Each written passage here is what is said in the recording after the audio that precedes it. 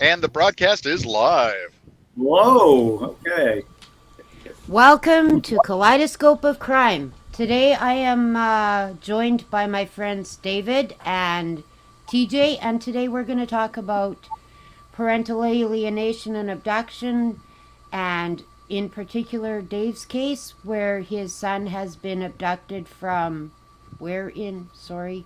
So, Kansas City, Missouri area, Okay, and is now in Winnipeg, Winnipeg. Yeah, in Winnipeg. Manitoba, Canada. And he's Yeah. trying to get him back. So we are going to show our support for Dave today and hear what he is going through and experiencing. And we're also going to talk to TJ, who works with people like Dave, who are non custodial parents trying to get their kids back. Yep. Welcome, Dave. And Thank you. TJ, thanks for coming. Thanks for having us. Appreciate it. Okay, Dave is on the road right now, so he may leave us. So we're going to let him start off by telling us about his son Thaddeus and All right. his experience. Awesome. Thank you. So, wow, where do I begin? Um, when when my son was born originally, he was born in Kingston, Ontario. So he was born Canadian. His mother is Canadian. And we were living in upstate New York at the time. So here we have this brand new bouncing baby boy, and there are things that I don't know about her that I thought I did know, but was all a lie. Come to find out, she suffers from psychological issues. And that's part of the problem. Um, my son was born in 2017, April of 2017. And when he was born, it was pretty typical, nothing unusual. Came back home. Things were a little rough because she said that she had a twin sister that suffered from postpartum depression. And that's what I assumed everything was when it came to the psychological issues. In July, so just a few months later, she said she needed to go up to Canada for about a week and take care of some business. This is where things started to fall apart. As soon as she got up there and I left them there, And Thaddeus was how old at this point? this was so April 3, almost 3 months. Okay, so still an infant. Yeah. Um, Child Protective Services came in and took him. They're in the local From area her where she's at in. Oh, in okay. Canada. Okay. Come to find out, she had three other children with three other men prior to my son, and they had all been taken away from her. She had a history of, at that time, was known alcoholism, severe alcohol abuse, severe drug problems, uh, a lot of other issues. So I run back to Canada that same day. Uh, I'm getting conflicting stories. I have social workers calling me. I have a meeting the next day with social workers. They can't tell me anything because of the privacy laws in Canada. What they can tell me is that they had a lot of questions for me. I went in and answered all their questions. They said, "But we don't know who you are." And I'm like, Are you on the birth certificate? "Yes, I am." Um, And yet they will not talk to they you as the they biological parent. they didn't. Well, what they did was that at that point they were going off of everything that Eden had said up to that point. What she had been telling them was that I'm in the military, which I wasn't. That I was in the army and I was deployed. Well, what she was doing is later on she was diagnosed within 3 months. She was diagnosed with borderline personality disorder. She was projecting her first husband's personality, professions, things like that onto me. Her first husband is still in the Canadian Army. He is a professional military person, but she was. focusing all that onto me and making up a personality for me to coincide with her story. So I start figuring some of this out, but also I figure out that she's been manipulating me, and had been for the majority of our relationship. She had used social media to create false personas of family members that she claimed to have, brothers, sisters, uncles, things like that. And she said they all had different professions. They were doctors, veterinarians, uh, highly skilled professionals. She herself said that she was had two master's degrees. She was an RN and a also a forensic archaeologist. Go figure. Um, this none And of this she's made up. how old? At the time, she was 28. Is that even Yeah. possible to achieve that Pretty at such a young accomplished. age? Yeah. It, Yeah. it would you would be able to have finished up the second degree within a year of that time if you were if you're just going for a master's level, not like a doctorate level. And she said that she started college at 17.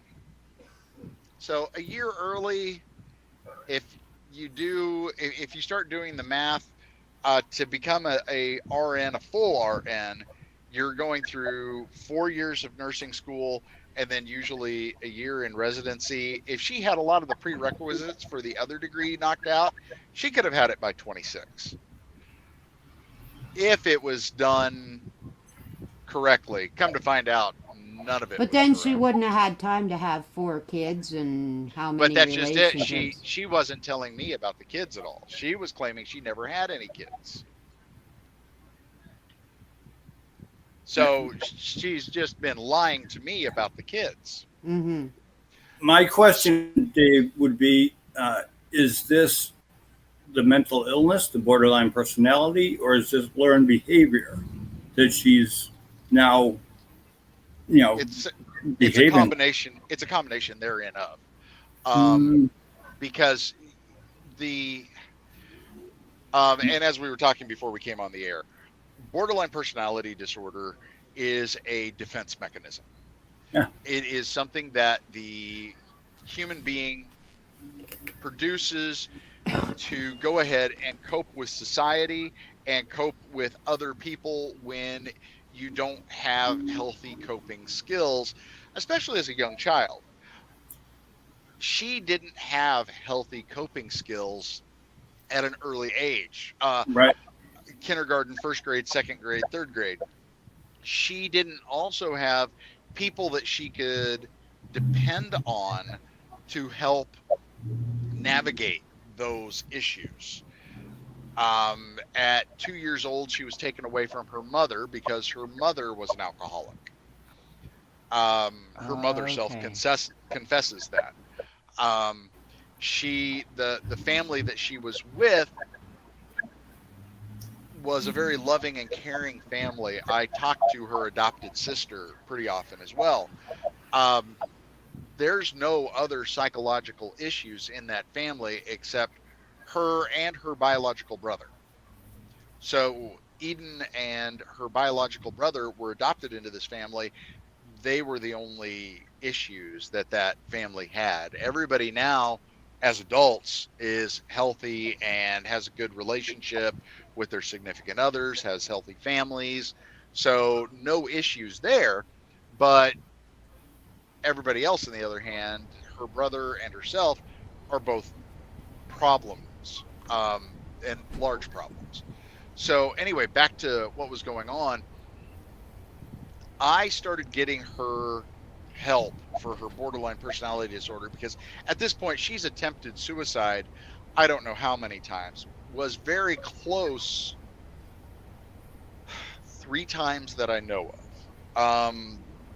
Twice with alcohol and drugs, uh, once with she went to cut herself. She was going to use a knife and cut her wrists, and I wrestled the knife away from her and stopped her. while she was in the hospital, she made another attempt to slice her wrists, and she got out of the hospital stitched up. Um, it was. She even told me how she tried to do it, and I'm still flabbergasted by that. But anyway, they at that point, I tried to get her help.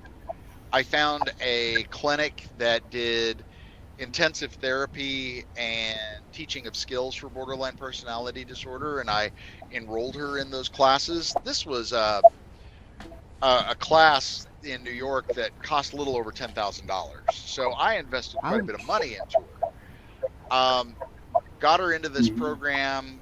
She completed it, and we moved to Kansas City. She wanted to be away from all the people that knew me to be around a new group of people to try and build new relationships. What my belief is, and this is where the conspiracy theory comes out, so I can't give a whole lot of weight to this. I've asked the police to look into it, but I don't know how far they've gotten, and they won't reply to me. The first night in the Kansas City area, she was arrested for shoplifting. She would wander off and just not be in her right mind. So while she was in jail waiting for the judge the next morning, I believe that an officer talked to her, and she tried to get sympathy from the officer by saying, "I'm being abused at home domestically. This man is terrible. This man is awful." Once again, she's projecting an image. Right. What her manipulation trick is, people will ask, "Well, what's happening?"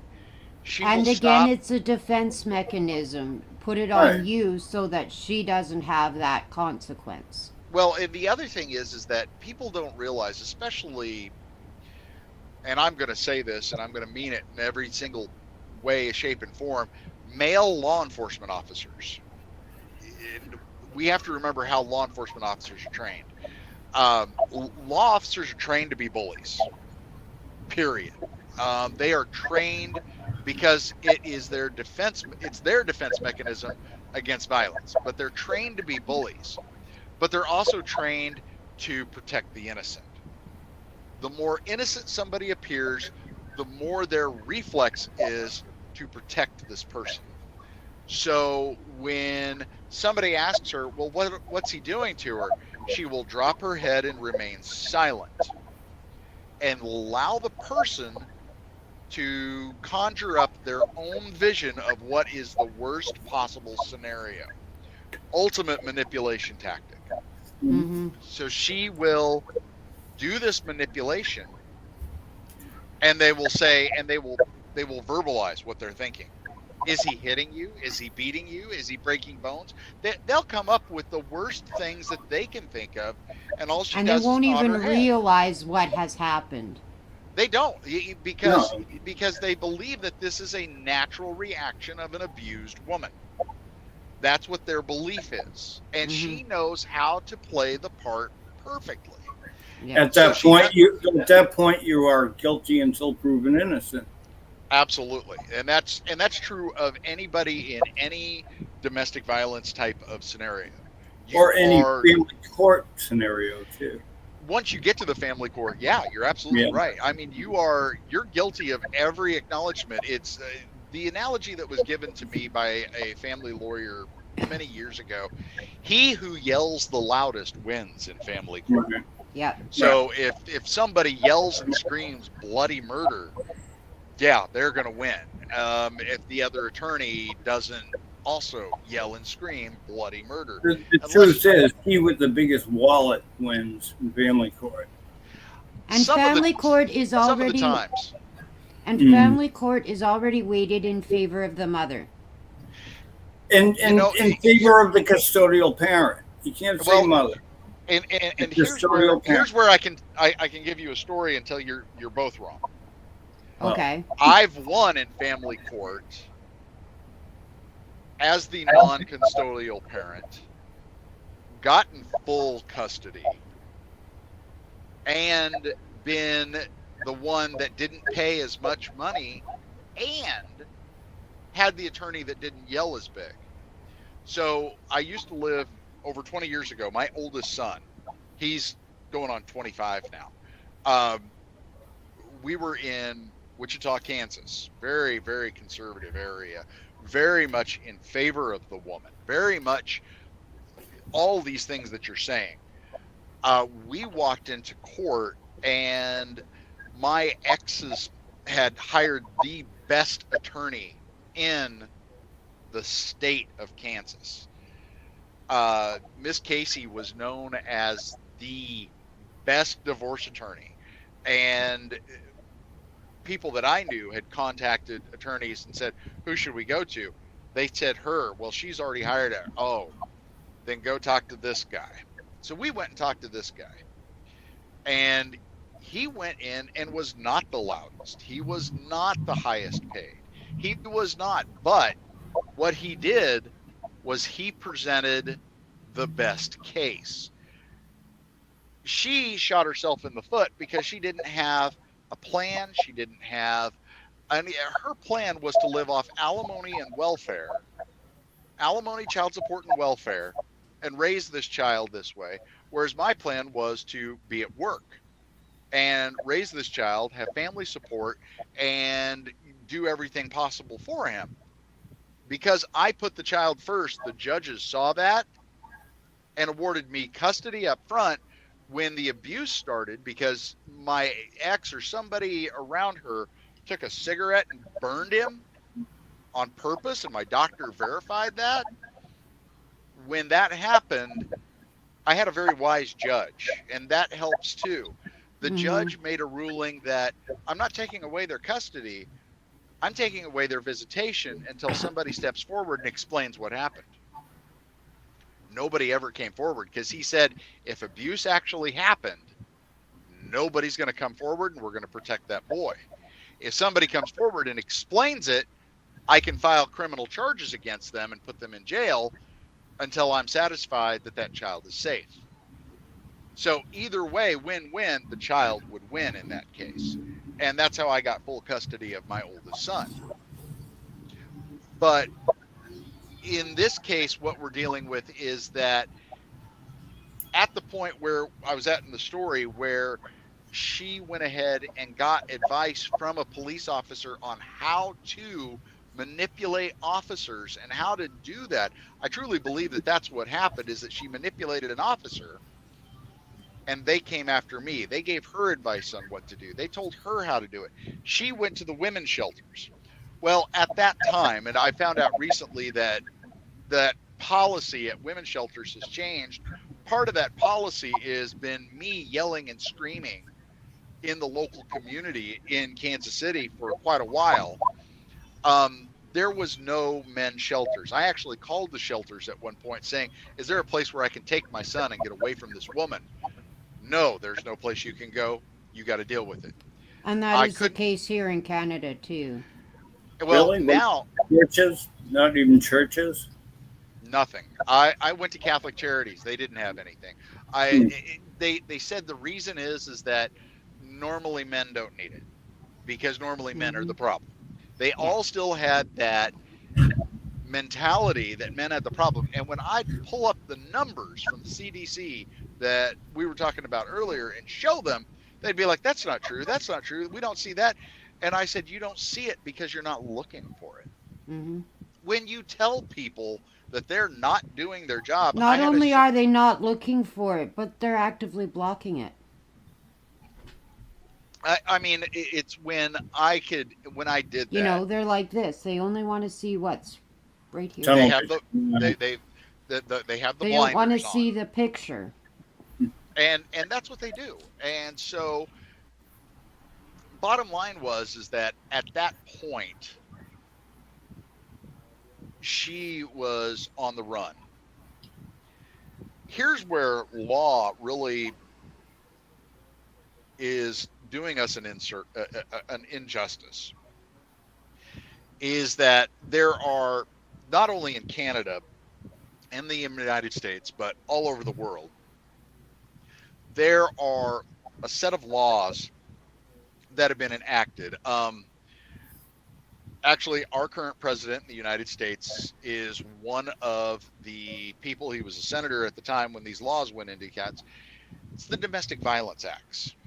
Part of the domestic violence laws are orders of protection.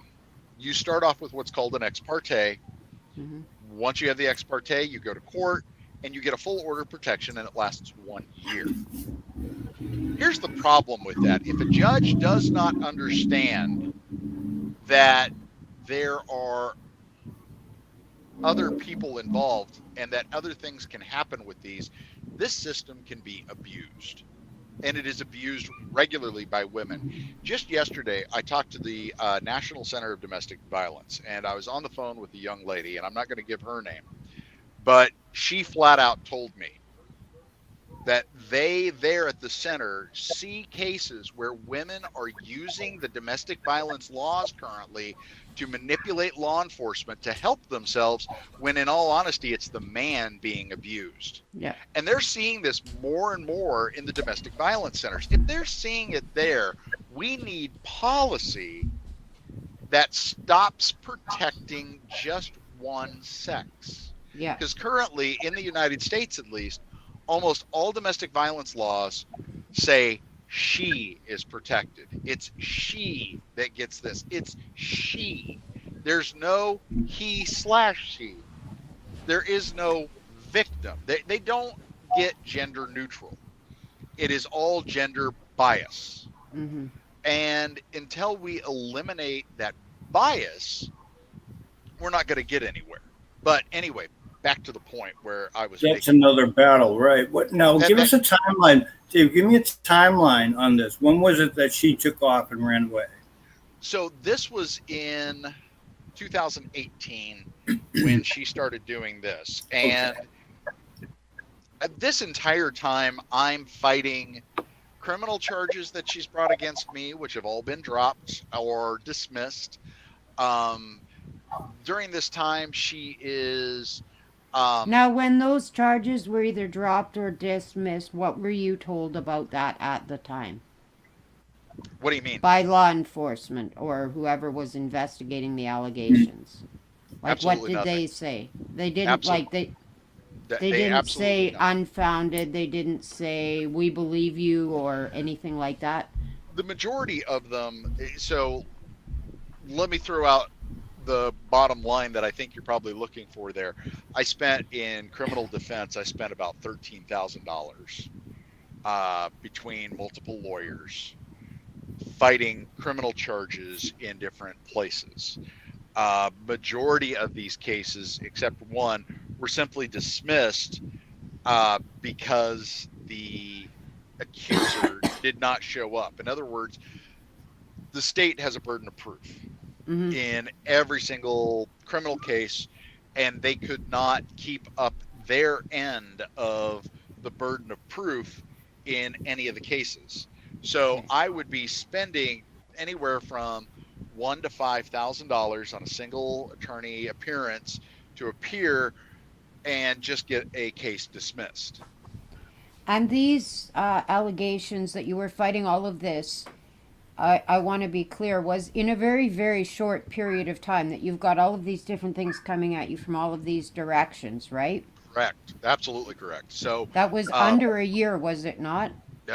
under 3 months. Under 3 months. Okay, so in 3 months, you're trying to fend off all of these things coming from so many different directions, which is, of course, going to throw you off balance and distract you from where you really need your focus. Well, Right. the other thing that we have to remember is that there are multiple things that a person needs to be able to focus on something like this. You have to be able to fulfill your basic personal needs. You have to have food, shelter, clothing. You have to be able to fulfill those needs. If you eliminate all those needs, if you take away the ability to fulfill those needs, you're gone. And I see we've got a question that came through. Yeah. What were the What Put were it the up there charges? for you guys. The majority of the charges were domestic violence. One of the charges that came about was breaking of a order of protection, and I'm going to get to that here in a moment. But we're going to go through that here and go through what I did and what came of that and what is still going on with that. So let's talk about it real quickly. One of the things she did was she went and got an order of protection. She got an ex parte, and I was served with that. I did not contact her. I did not initiate contact. I didn't do anything. I followed the order per what it was. She contacted me. Now, this is where things start to get convoluted. That order of protection law was something that was required by the Hague. So let me kind of explain. I think that's going to, because a lot of people, especially I know, at least here in the United States, have no idea what the Hague was. Yeah. I just learned when I started helping you, I found out what it was. Right, and I don't think a lot of people also know and understand what this is. So let's start off with what the Hague is. Hague, Switzerland is the home of the World Court. So when anybody talks about the Hague or a Hague Convention, it was something that was brought in front of the UN, was voted on, and the UN passed it. It started off as a part of peace treaties. It was done to go ahead and how civilians are treated in time of war. It talks about war crimes against civilians as well. That was the initial idea. But then it became more than that. And one of the things that was done in 1980, there was a child's Rights Act that was passed as part of the Hague. Here in the United States, it was ratified in the United States Congress in 1981, signed into law by Ronald Reagan in 1982. In Canada, it followed a very similar path. In 1982, it was ratified in Parliament and was signed into law in 1984 in Canada. So Canada and the United States are both members of the Hague when it comes to child and things like that. Another aspect of that same act was also the Domestic Violence Act. Part of the Domestic Violence Act was the creation of orders of protection. So every single member country had to come up with a way to do an order of protection. Each country had the ability to go ahead and create their own way they're doing it, but there were some guidelines. One of the guidelines is that they couldn't exceed a year.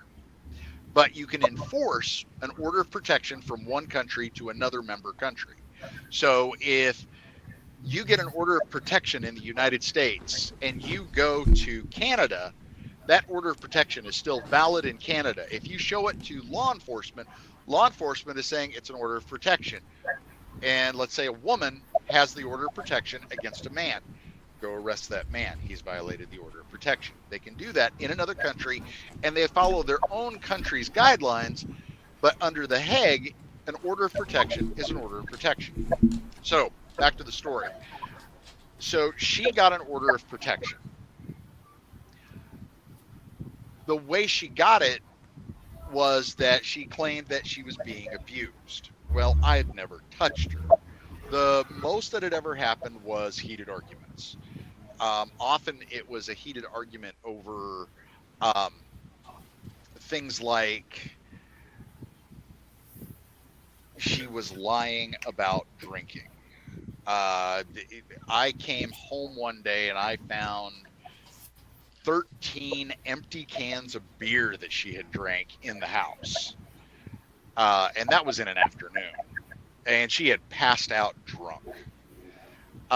When I came home and I found her passed out drunk in the bedroom, that's when I called social services. They came in and started an investigation. They wanted to talk to her, and she went and passed out in the bedroom so that she didn't have to talk to them. When they finally got her and were able to talk to her, she was in one of the women's shelters. Well, I had already told the Kansas City people about all of her cases up in Canada. So they had contacted the services in Ontario, Canada that I told them about and got a whole lot of background. Well, when they got all that background, they made judgments. Well, it was at this point that she started jumping shelter to shelter to shelter. What she'd do is she'd call me, have me come pick her up, and then she'd call the police again, and they'd take her to a different shelter. When the final thing came, when she had the order of protection, they came and So, arrested do you me. have phone records to prove that she contacted you and reached out to you while she That's was in those shelters? that's a great thing. That's a good question. What I have is she didn't use regular phone. She used Facebook Messenger. And I have all of those records. Right.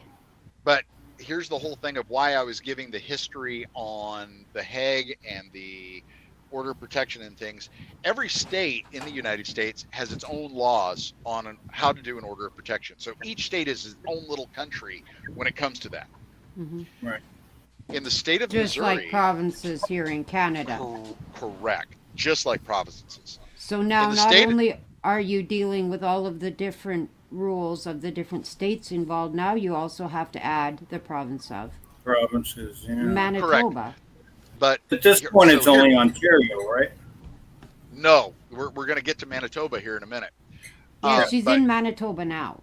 yeah, but let me Yeah, I finish know. up where I was at, because this is a complicated piece, and this is where a lot of people lose what they're looking at. In those order of protection laws, some states have a contact law. In other words, if the person that initiates an order of protection breaks the order of protection, in other words, they contact the person they have the order of protection against, the order of protection is then considered null and void. Right. Missouri is not one of those states. I didn't know that. So when she contacted me, I'm like, oh, the order of protection is null and void. I can get her to go drop it. So she's wanting to come back home. I said, you can't until you drop the order of protection. Once you drop the order of protection, you can come back home. Well, how do I get there? And I go, that's your problem. Well, she contacts me and says she'll drop the order of protection. And I said, okay, great. She said she dropped it, so I went to pick her up. Picked her up, picked my son up, and she said, and we got to stop by the courthouse so that I can finish up the stuff. And she goes in the courthouse, comes back out and says, they didn't drop the order of protection, but they said that I can go back home with you. And she shows me a piece of paper, and I trusted her. I didn't read it myself. My mistake. Drove her home. The next day, I get arrested for breaking the order of protection. That was on a Friday, Thursday or Friday. I can't remember the exact day. Saturday, Sunday, Monday, Tuesday, we were supposed to have a hearing for her to get the full order. And it was looking like, from what I had told her at the initial hearing, that she wasn't going to get the full order. I had explained that she has mental disorders, that she is not capable of making these type of decisions on her own, and the judge was like, whoa, I need a hearing on this. Well, her only key to get me away from not having a hearing was me being stuck in jail, and she made that happen. She made that happen, and I was in jail for 31 days waiting on a hearing for breaking the order that shouldn't have existed. When I got out, I requested 5 times for a hearing to try and break that order of protection, and all 5 times I was denied because they couldn't serve her. Because they couldn't get her service because she was in a women's shelter, she got away with it. She stayed in the women's shelter for what I believe is at least 3 to 4 months. She hooked up with another guy, stayed in the area until she was sure that she was pregnant. She contacted the Canadian consulate. The Canadian consulate got her to Winnipeg. Okay. She used that order of protection to say, I have a court order that says that I can take my son anywhere, and broke the laws for international crossing with a child with that order of protection. Right. The border didn't realize that that order of protection expires after a year. Because they didn't realize that it expired after a year, they just let her through. If So they had it known had already expired, right? it had not expired yet, but even if it didn't expire, there's an expectation that it will expire. Therefore, you have to treat it in orders like that as it is expired. According to the lawyers that I've talked to, there is a legal premise behind that. I don't know what it's called off the top of my head, but apparently there is, when you're in a situation like that, you have to say, well, that's going to expire. What do you have beyond that? Do you have a court order? Do you have something that shows blah, blah, blah? Instead, what they did was they made the assumption, because she's a woman, getting back to that man versus woman thing, because she's a woman, she gets her way when it comes to a child. But at the border, did they ask her if she was just visiting or relocated? They didn't, because she's a Canadian citizen. She was going into Canada as a Canadian citizen, and she had the consulate with her. The consulate was doing it. They may not have even stopped at the border. They just may have blown right through it. Yeah. Especially because they were coming from the consulate in Chicago. And the consulate in Chicago will cross into Winnipeg almost once a week. They don't have to stop. Right. Okay, so we go from there. Now, what do you do from there? Like, how do you... At this point, I'm still fighting the legal... At that point in the story, I'm still fighting all the legal problems that she'd created for me. So where's Staticus at this point? I'm sorry? Where's Staticus at this point? With her. Okay. We never mentioned his name, I don't think, yet. Yeah, really. And I've been glossing over that because I'm wanting people to see the story for what it is and not put a face to it yet. Right. But so Thad is with her this entire time, and one of the things when they removed both of them from our residence and one of her many calls, I told the social workers, I was like, can you guarantee his safety? And they said yes. So what they did was, when they went to the shelter, they said, we have a requirement. The child's not allowed to leave the shelter unsupervised. Well, when she left when it was weekend staff at the shelter, and the staff at the shelter didn't know that they weren't supposed to allow the child to leave. The problem is that they had created a case, and there was 4 parts to this report that Child Protective Services had done. Basically, after the breakdown of everything, they said, I was a wonderful parent, and Eden could only be around children in one of 3 scenarios. The scenarios basically broke down was either A, she was with me as a parental unit, or she had some type of 24-hour supervision around a child, or I was the one providing that supervision. With all that supervision, they felt that a child would be safe in case she had one of her episodes where she went to alcohol or drugs. She always went to alcohol or drugs. That's what happened with her first 3 children. I found out is that she had passed out drunk and locked not only her 3 children, but 2 other children of her domestic partner at the time in a basement that was unfinished with live electrical wires, with nails, screws, and all kinds of other debris on the floor, locked them in there. Her oldest son just basically herded all the kids into a corner and didn't let them move and kept them there playing quietly while mommy got drunk and passed out until somebody was there to help. And they were there for how long? Several hours. Her partner got home from his job, found them, and he called social services. Social services removed her 3 children and his 2 children, and at that point he kicked her out. Yeah. Yeah. and that's when her children were taken away from her. He eventually got his kids back because she was no longer present. Right.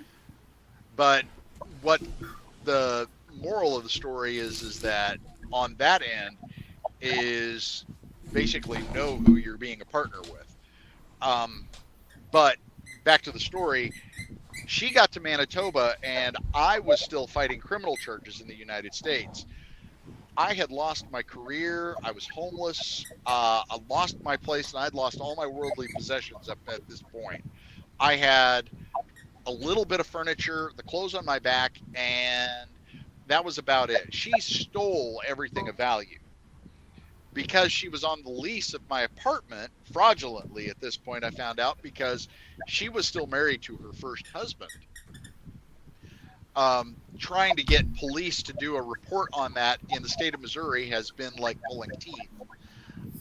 They refuse to because they say she was on the lease. And I go, she was committing bigamy. And they go, we don't care. So if you want to commit bigamy, please come to the state of Missouri. They love that here. And I will call out, if you want to abuse your child, come to the state of Missouri. They love it here. If you want to do many, many things illegally, come to the state of Missouri. They love it here. But apparently, after all of this was said and done, she was already pregnant with another child and wanted to get back to Canada. So it had been, Thaddeus was going on 2 years old at that point when they went back to Canada.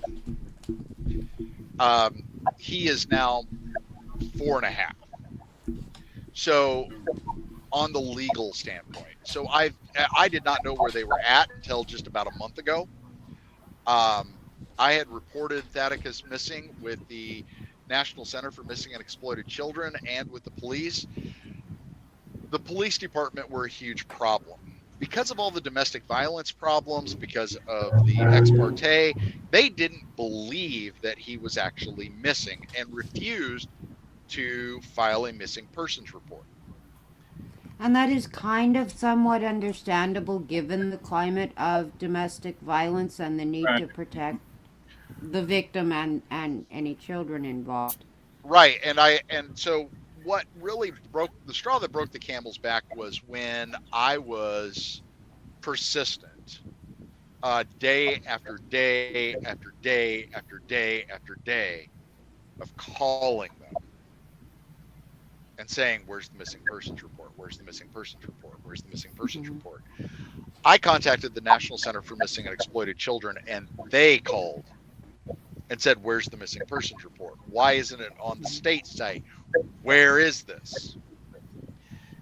They started climbing the political chain, saying, why isn't this police department doing it?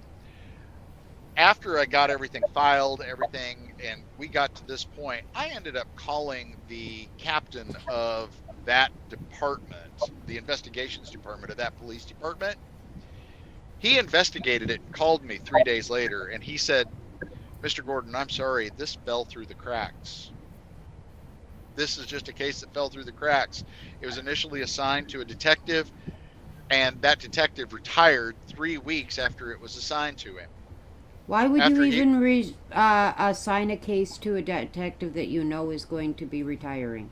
Bingo. Unless you are throwing it in the crack. Exactly. Right. I mean, so Independence, Missouri Police Department, I throw under the bus on a daily basis.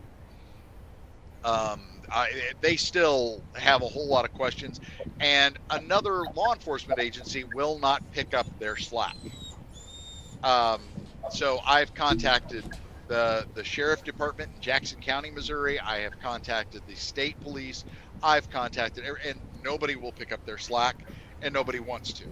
The mayor does not care what happens in her police department, and I've even gone so far as to write the mayor, and the mayor has just turned it over to the chief. The chief of police of that police department has been under FBI investigation. But the FBI, when I tell them about my case, they don't care. They're looking into other things that are going on. I think what's going on with that police department is that it has no direction or guidance because the chief of police is too busy protecting his own keister over guiding the police department. And the city refuses to release him because, frankly, he's cheap. So there's a little bit of political corruption going on there that is allowing the problems that I'm running into to continue to go on a criminal investigation level and other investigation levels. So once again, back to the There's story. money to be made. You know? Oh, absolutely. And that's what it is that it really does come down to it's money. In this case, and this is not just, this isn't just about. You might be losing me. Yeah, yeah, looks like it. we are. Yeah. But You're this is- pixelating and making funny faces. I get you TJ. now. You're Okay, there freezing on you go. funny You're back. faces. Yeah, Now, that's you're okay. back- Okay, you're I feel back I and forth. feel- Yeah. Okay. I don't feel pixelated. Well, that's That's- good. I'm glad. sorry, you go don't. ahead, That Dave. wouldn't feel good. No, it's all right, TJ. So anyway, Yeah. but like I said at the beginning, the fiction was easier to believe than the fact, and I keep going off on all these little tangents. And the problem with my story is the fact that there are so many side tangents to it. Nobody can follow it. It's a hard story to follow. Because it's so hard to follow, nobody wants to believe it. They think, well, it's so complicated. You must be lying. The You problem and I is, talked one day for what was it, 3 hours? yeah, And yeah, it was about 3 hours long. yeah, that's how long it took to get the story out up to that point, and that was in January. And Yeah, we're it at was- 45 minutes now. So, I mean, I knew this was going to be a long show because Yeah. there's so much involved. And it's so complicated, and it all comes back to the fact that I think my story and Faticus's story have become the perfect storm. We literally were in an area in a particular place that allowed many factors to come together at one point at one time. And because so many things came together at one point in one time, accumulated all in one point, there's an explosion. And just like with any type of explosion, one investigator is not going to find every single little aspect. If a plane goes down, you have a team of investigators out there gathering scraps of the plane to put it together. It isn't just the black box. You've got to find all the scraps of the plane you can to try and explain what happened. You take the data from the black box and rebuild the plane if an engine exploded, if there was actual explosion, if you were hit by a missile, whatever. You've got to find all that out. Uh-oh. The dog just knocked my mic. Oops. Uh-oh.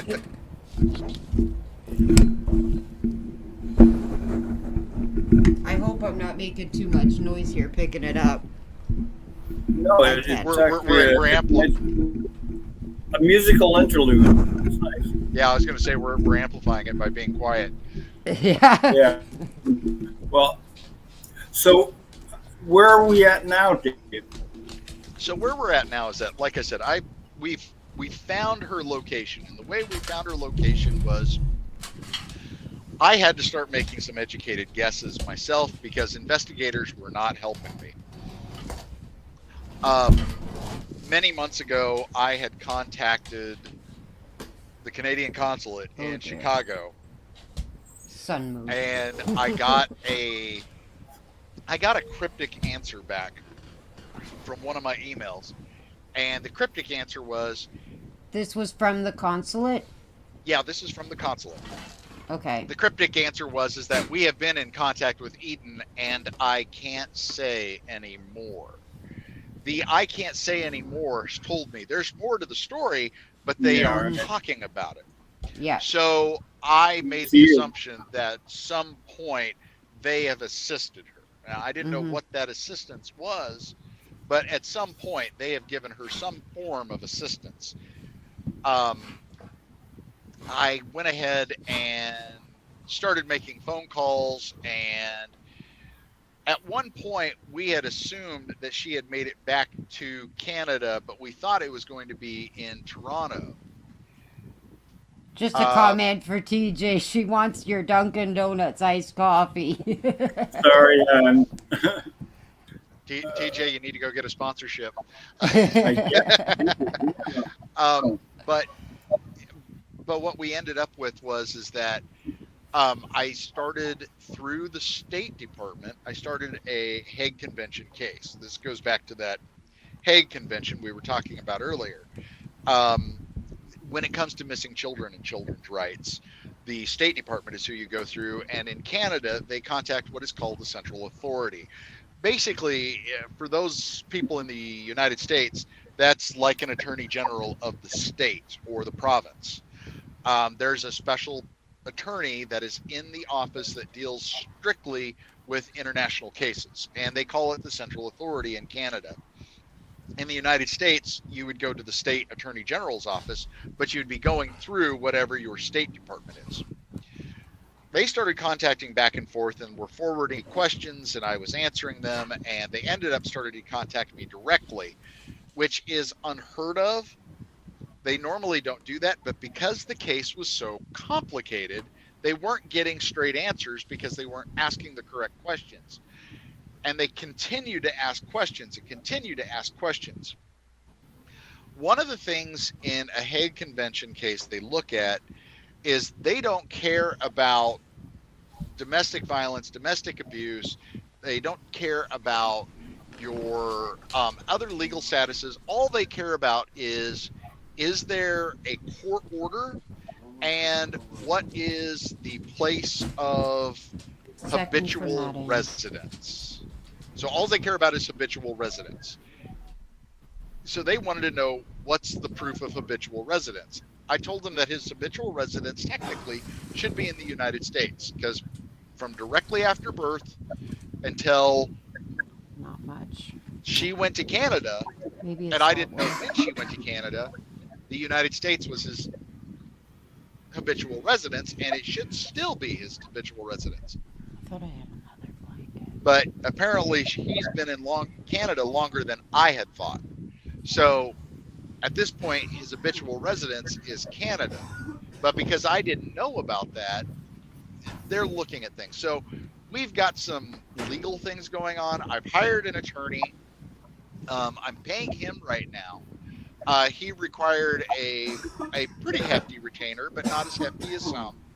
And we're getting the ball rolling when it comes to that. So paperwork has been signed and notarized and documented and filed. We're waiting right now on responses. They have, I don't know how many days to respond. But once we go ahead and start getting responses, that's when the ball is rolling.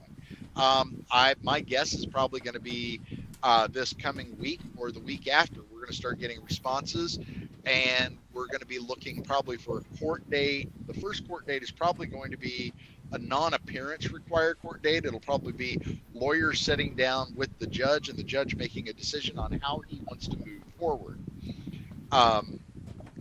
You're going to be up there, though, right? You're going to be going.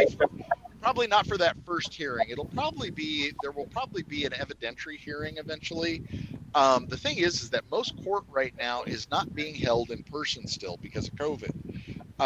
Almost all court now is being held over the phone. And how would COVID affect your ability to be able to go there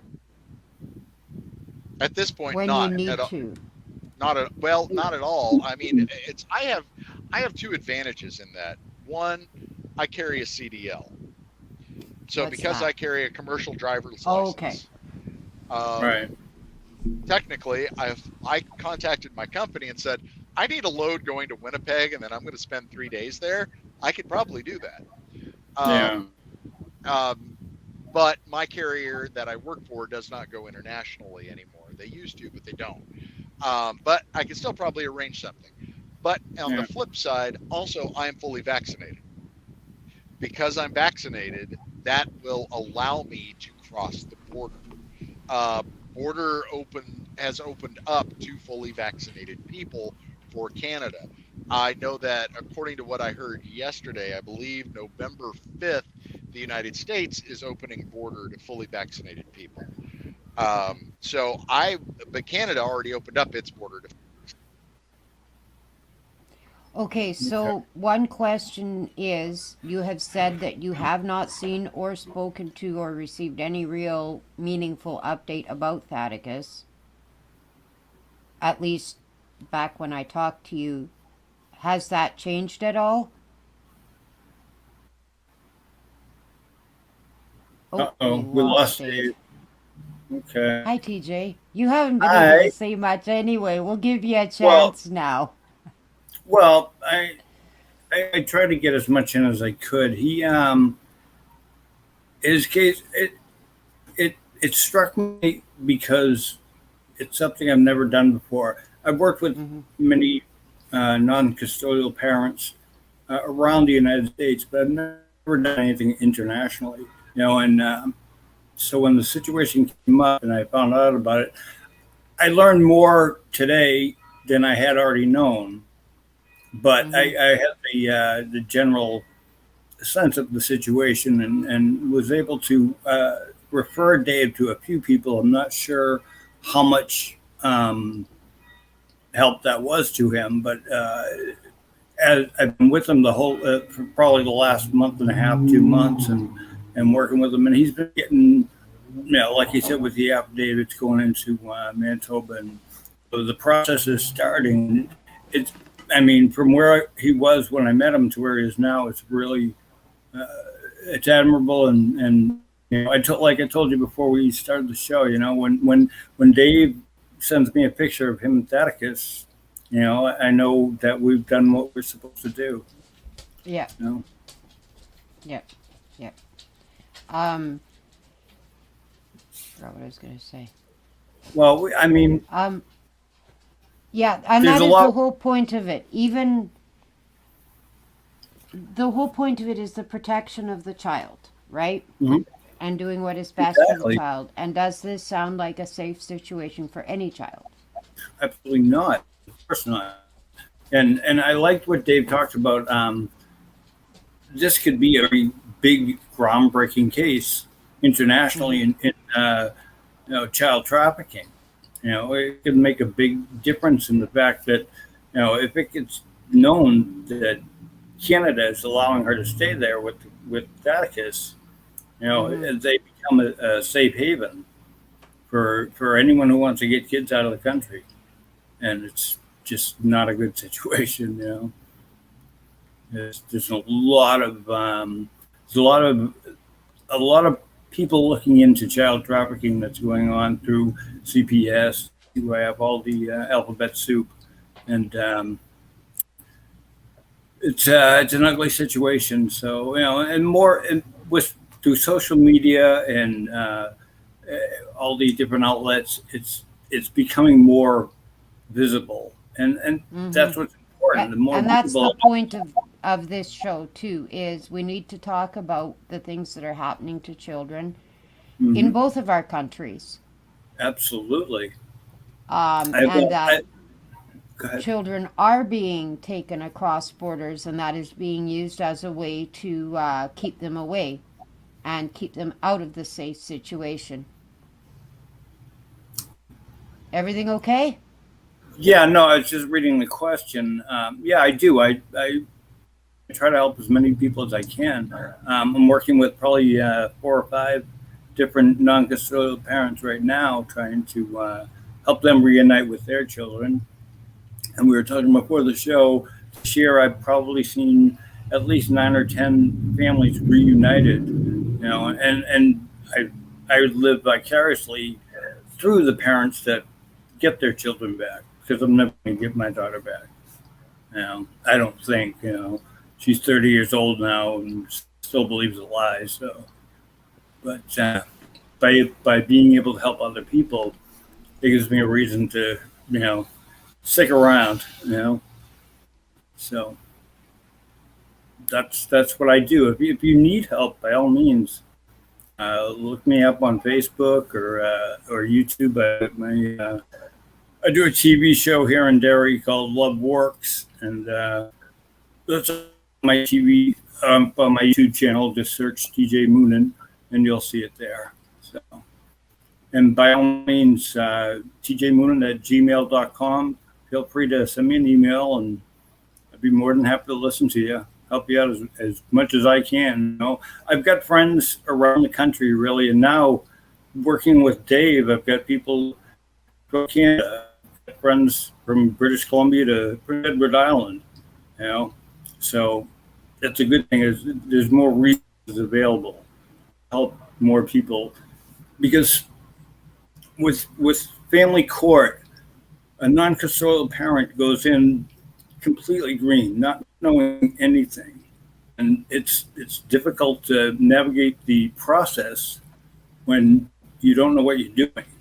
So to be able to help someone who's just getting started go through the process that I didn't have to go through, everything I know about my case, I learned after it was too late. But I did learn I can help other people with.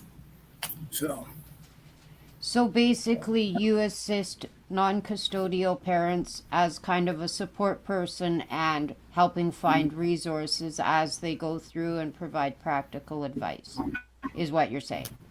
Right, and I'll help with the wording on when you're filling out motions, whatever I can do. Okay. It's just I don't want to see. It's the children don't deserve the treatment that the parents perform just because they're mad at the other parent. Yeah. It's not the children's fault, but unfortunately, divorce isn't normally amicable, so it's hard. No. So I had titled the show Parental Alienation. So maybe if we could define that for viewers, what is parental alienation? Well, in my case, what happened was I coached my daughter to be adolescent when I was a child when we had our visits. Our visits were normally once a week, 1 hour at a time, always supervised, usually by her. And last visit at the supervision seminar, and We're losing you, TJ. is there? I can sort of hear you. Oh, that Wi-Fi. No,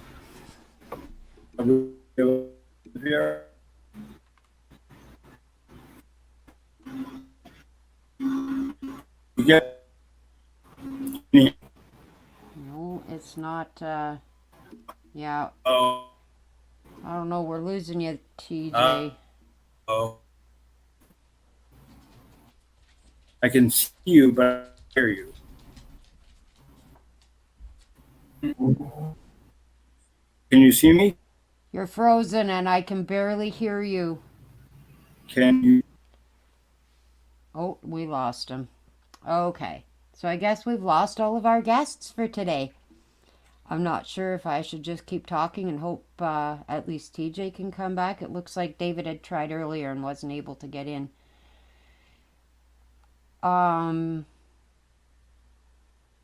So I guess that was the show. We're already at over an hour. Oh, TJ's coming back here, so let's get him back in. Okay, hello. How are you? There, you look better now. Okay, thanks. Jeez, I'm not sure what happened. Well, I apologize. My Wi-Fi. That's okay. Yeah, that's understandable. So parental alienation, CSI. Here we go again. Okay, so I'll define it while you fall out or something. Is shoot. So parental alienation occurs. Oh, yeah.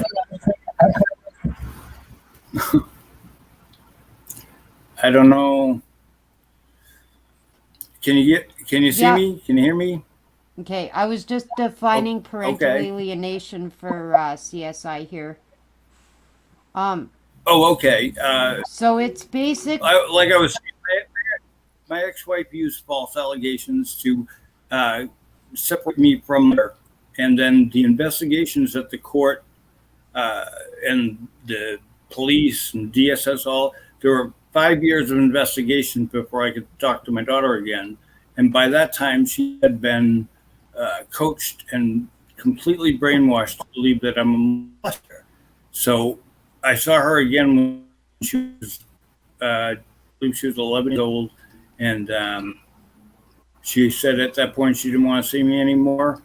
And I really believe that she just was completely brainwashed to believe that I molested her when it wasn't even possible. Every visit we had was supervised, mostly by my ex-wife, her mother.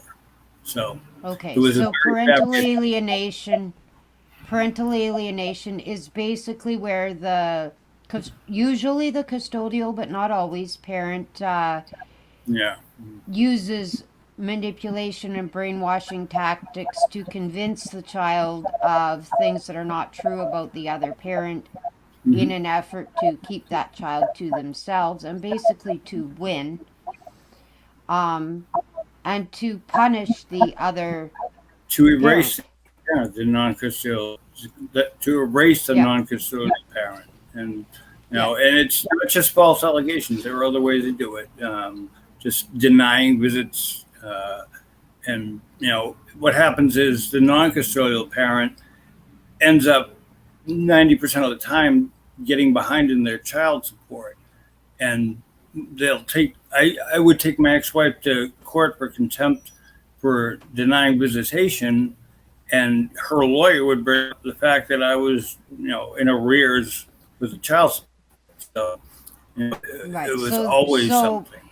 because of the ongoing legal battle, that put you in financial difficulties where you were unable to make the child support payments, and then Oh that was used as a tool to further the agenda that you were this awful parent, is what you're saying. Oh, here comes Dave. There we go. Hello. Hello, welcome back. Thank you. Yeah, I got a hi. somebody tried to call me and I had to take the Oh, phone is it call, Dave? unfortunately. Hey, Yep. So hey, yeah, that was Dave. good times. Hey TJ.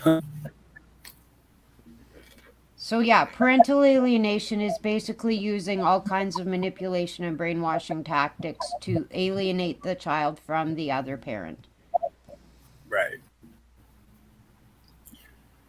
which can have And long term lasting effects for the child as an adult as well. Absolutely. right.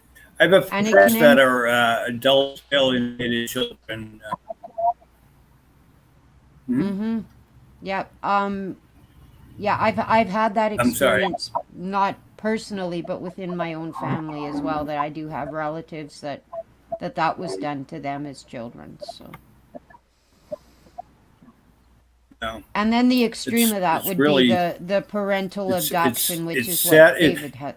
You know, they try to hurt the other parent, but they're really Mm-hmm. just hurting the child. That's the Mm-hmm. problem. Yeah, And yeah. It can cause attachment disorders and many other issues in adulthood for them.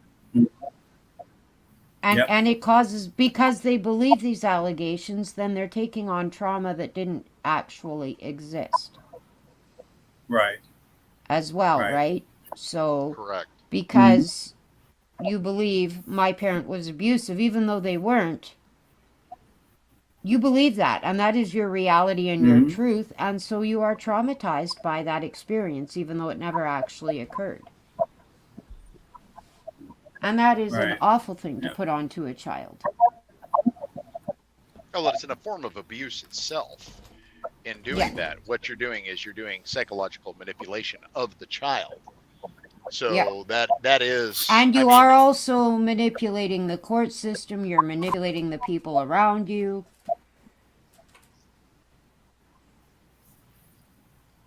and it's a Yeah. vicious cycle too, I because don't know. no, go ahead, TJ.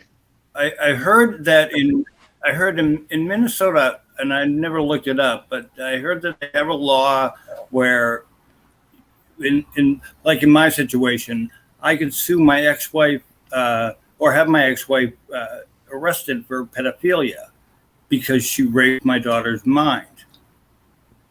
I never I've looked that never heard up, of but that before. I've never heard that. That does sound a it's, little excessive. I don't know. I would like to hope it's true. I checked in Massachusetts where my case was, and there is no statute of limitations on child abuse. So Oh.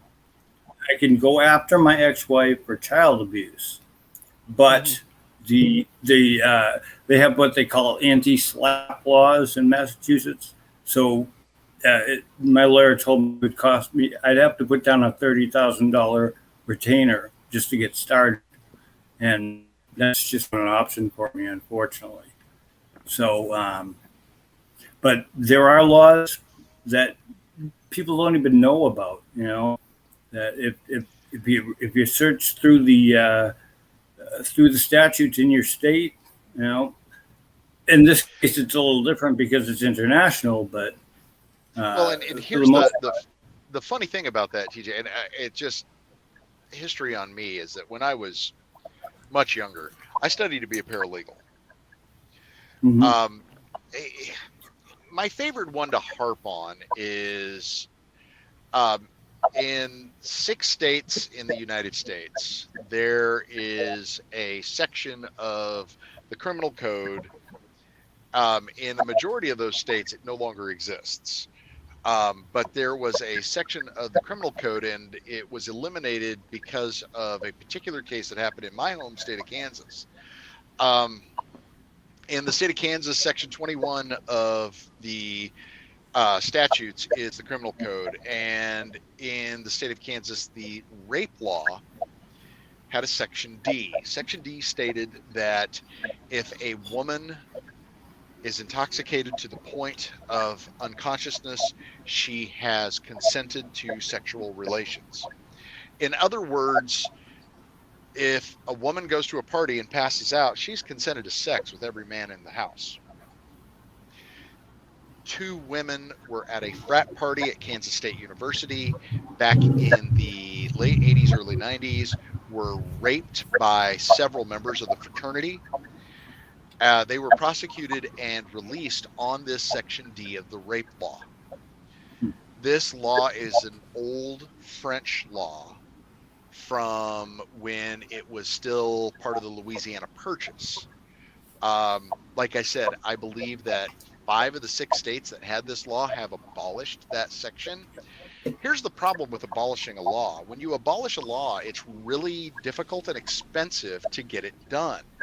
So what happens with most states, with a lot of these laws that you're talking about, they just quit enforcing the laws. They quit following it. And normally what will happen is the Supreme Court will create a case law that counters the law. So in other words, there may be, like you were saying, a law against raping of the mind, and it falls underneath the pedophilia. But there's probably a case law that counters that, and that's why you don't hear about it. So That would make when sense. people look up laws on things like Google Scholar or just through Google in general, I always caution people that the first thing you should do after you see something like that is contact an attorney. Because normally, I know in Canada, if you're looking to do something, most attorneys will give you a 1 hour free consultation. Yeah. If you're bringing something like that up, find an attorney in the United States that'll give a 1 hour free consultation initially. Tell them what you're looking at and what you found, and they will tell you, yeah, that's either something that you can pursue, or they'll say, let me look something up on that and I'll get back to you. They'll look it up and they'll say, look, there's case law that counters it. Don't go down this path. but having a good attorney that is at least able to give you advice along those things will help you. I know I was going to go down one of those paths, and I took my own advice and contacted an attorney and found out, no, you cannot do that. That if you do that, a judge is going to rip you up one side and down the other and spit you out. Because the judges don't like these kind of things coming in front of you. And so if you're going in front of that judge again without an attorney, that judge is going to judge you through a microscope and is going to pinprick you to absolute horror no matter what you do. You can do everything correctly, and unless you have an attorney there with you, he isn't going to listen to you. That's the political side of this that we're dealing with. I mean, the only way we're ever going to, in family court, get a honest to goodness feel of what it is if we eliminate lawyers from being part of family court, or the flip side of that, eliminate family court. Well, we're still going to need family court because people are never going to agree. That's going to be and that's the big problem, is that there's always going to be anything that is handled, anything that's handled in family court can be handled either in criminal or civil court. Child support can be handled in criminal court, and the visitation can be handled in civil court. There's no reason for family court. The family court does not use the Constitution. There's no due process. It's because it's part of it. Family court is part of civil court. It's always been part of the civil court system, but it's not managed correctly. So you're right in the aspect of getting rid of family court the way it is would be the ultimate thing. The big problem is that we're dealing with is along the same aspect of what you're talking about. Most of the family court laws were written in the 60s. 50s and 60s were when most family court law was written. And it's never been updated because and then in the 70s, that's when the divorce rate went through the roof with feminism and love. Just blew up. And that was part of the problem, was finding the footing. And now that they found the footing, a lot of those laws, there's been little tweaks along the way, but there's never been a revamp of the law, especially under modern. I mean, today, all right, so we're looking at over 50 years ago when these laws were written, and in the 70s and 80s, each one of the laws probably got a little tweak, but we haven't modernized it. And so the big thing that we need to do is degenderize a lot of those laws, because a lot of those laws are specific to either one side or the other.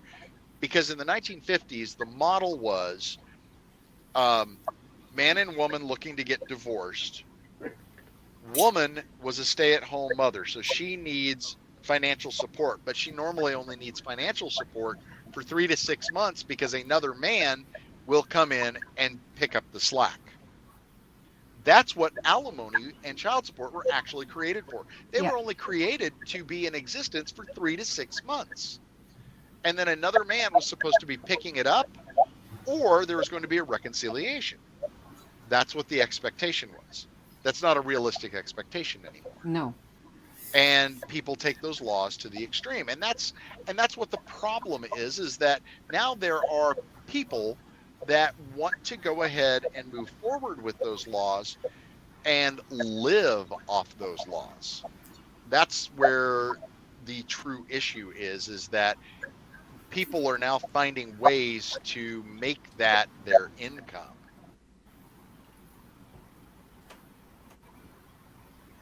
Yeah, and like you said there in the comments, that the law should be gender neutral.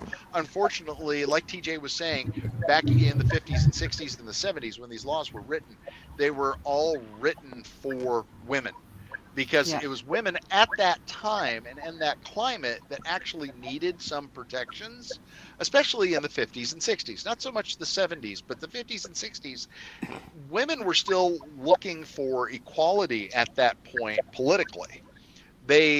And still today, there is the pay gap issue, there is the leave issues, There are many things. I mean, the United States is behind the curve in a lot of those places. Canada is behind in a lot of Yeah, those places too. I agree. There are many nations over the world that are in a better place than the United States and Canada when it comes to women's rights, women's pay, women's overall abilities. But in that same category, flip that over to where we're at now with what we're dealing with now. Women have all the power in family court. This Mm-hmm. is where women excel, and that's why politically, on a political spectrum, you will not find somebody who is on the liberal side that is going to be anti-woman, because that's a career ender for them. On the conservative side, you are not going to find somebody that is anti-woman, because once again, that can be a career ender Uh for oh, them. I've got a cat getting sick. You two go ahead.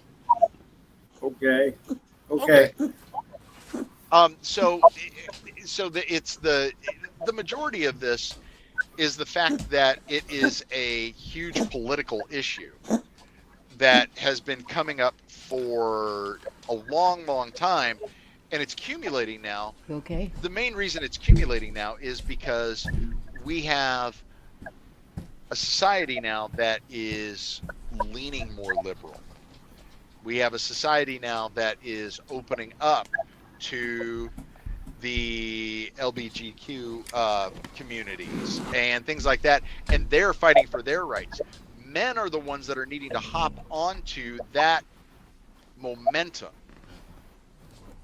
Really the movement, but the momentum of the movement that is opening people to change, because the changes need to be made. And the more men and the more people that hop onto this movement to ask that these family laws be made gender neutral, because even these other communities need these And not laws to be just gender gender neutral. neutral, but also um, sexuality neutral, so that it's not slanted toward only heterosexual relationships. Absolutely, Right. because you have now, the big thing is now is that you have male male and male female and female female family units. Mm-hmm. And Mhm. now that you have those family units, people are saying, okay, well, that's all we need. Well, no, there's more than that. That Mm-hmm. we have, I mean, even genetically, if we just look, forget the male, male, male, female tags. Mm-hmm. Genetically, I heard a geneticist talking the other day. There are 16 different sexualities that exist in the genetic code that are possible. 16 different pairings of the XY chromosomes. Hmm. So it isn't just XY or XX. There isn't just No. the two. There's 16. Now, the other possibilities are there. They're not majority. They are small percentages. 1, 2, 3, 5, 7%. But they're there, and they do happen naturally in nature, not only in humans, but in other animals as well. I've spent time on, of all things, a pig farm. We saw over 1,000 pigs come through a barn in a week.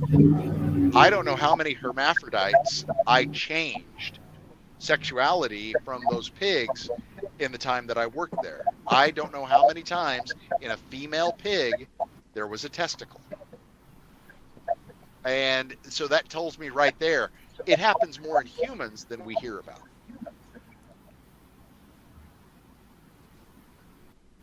But and that's just it. We have to look at the whole picture. But a lot of these laws aren't there for us. They're there for, as TJ will put it, they're there for the courts and the lawyers, because Right. the courts have found a huge, huge money-making opportunity with family law. And the way they found that was through child support. Yeah. The way child support works today is that one party or another is charged child support, and there is a 1 to 2% portion of that child support that the child never sees. It goes directly to the court. The And then the arrearage in child support, the the court gets $1 for every dollar that they collect in arrearage child depending support. That's what depending Title on IV yeah D. yeah depending Title on IV your D. state and what you have going on. The other thing is that other arguments can be made along those lines, because in when you get into divorce court and deciding, okay, about child support, if a parent says, well, I've already provided X amount of child support, I've already provided, X, Y, and Z in child support, the court often throws that out because they say, well, that's not child support. Child support is more than just monetary. A lot of times But it's it not is. in the court. In the court, it's black and white. Right. In the court, they believe that only monetary, that money is king. Well, the reason is because they don't see any of the other support that you're providing to the child. Their philosophy that they say is what their philosophy is, well, you should do that anyway. Okay, so you're wanting me to pay X, Y, and Z, and you're saying that this will meet, per my income, the child's basic needs. Whereas I have actually provided A, B, and C, and yours like, no, those aren't basic needs. So you could go out and buy groceries for your ex every week, but they wouldn't say that's meeting basic needs. You could go out and purchase diapers and clothing for the child, but they wouldn't say that that is meeting the child's Right. basic needs. Yet that's exactly what the other parent is supposed to be using those funds for: food, clothing, shelter.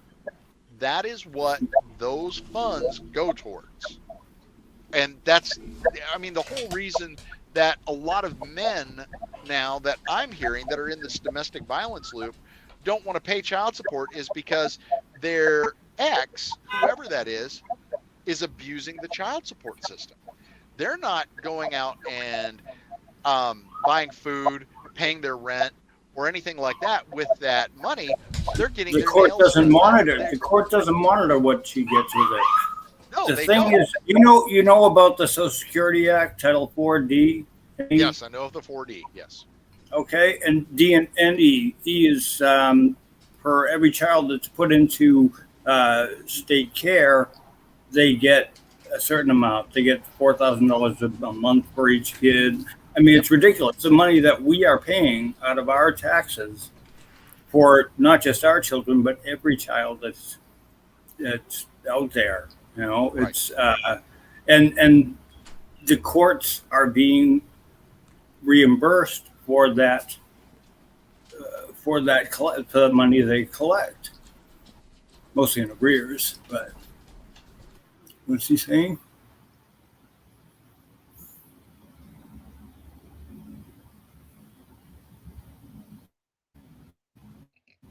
Yeah, a lot of the things that are not addressed in family court today should be. You're right. Those are, and there's an ongoing list of those issues. It's astounding how many of those issues there truly are that need to be addressed. And the problem is that they're not. They're not because the current system favors the court because they have a source of income, and it also favors uh, a mother that is not working.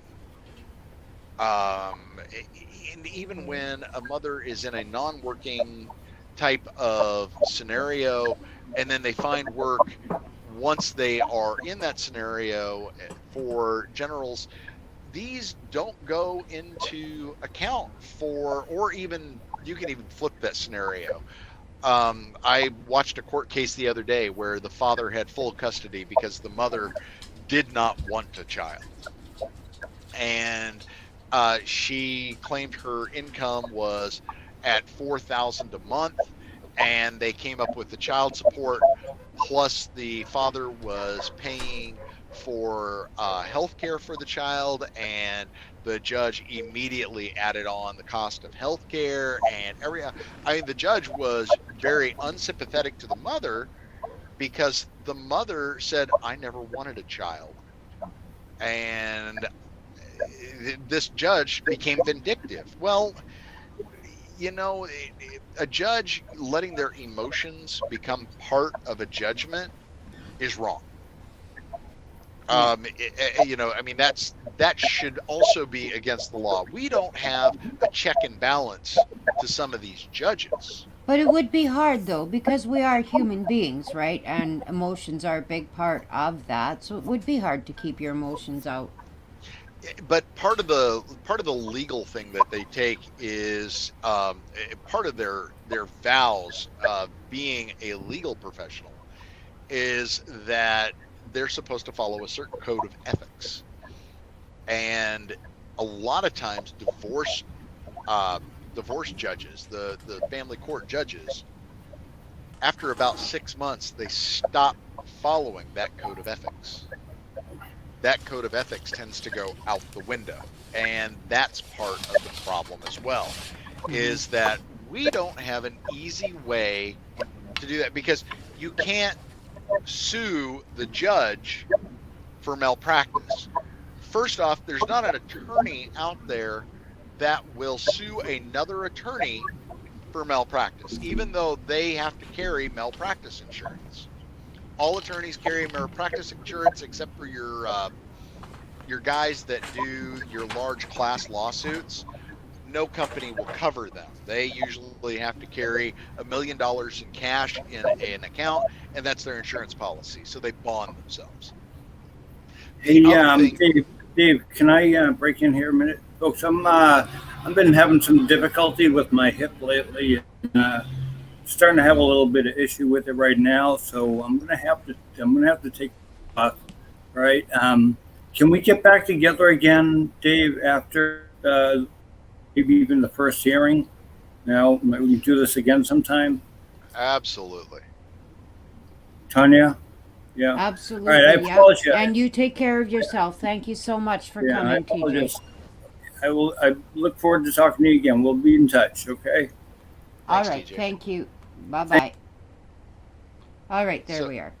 no, there we go. So, but like I was saying, is that there's a large discrepancy there, and no matter what we do, it's right now, and until that gets resolved, until we can start holding people accountable Hmm. and start holding people liable, um, there's not really a standard that we can hold these people to. So eh, we really need to get a point where um, there is a community that actually follows that through Yeah. and goes ahead and holds these people accountable, whether it be at the polls with an election or um, at some point in life or whatever. We have to hold them accountable somehow. Hmm. So, um, anyway, sorry. I earlier I had a phone call come in and it broke my connection, so I took that minutes while I was off there to deal with some issues myself and get